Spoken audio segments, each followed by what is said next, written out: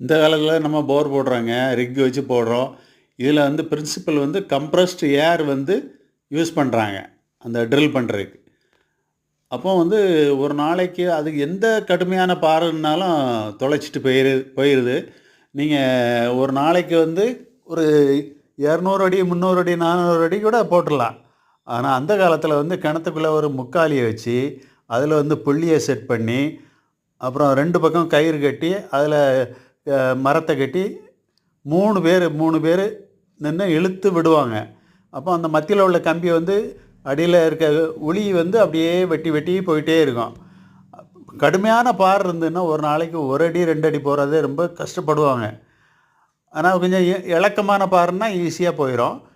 அப்போது உங்களுக்கு ஒரு போர் போடுறதுக்கு ஒரு 200 300 அடி போடுறதுக்கு 10 15 நாள் கூட ஆயிரும். ஆனால் இந்த காலத்தில் ரொம்ப லேட்டஸ்ட்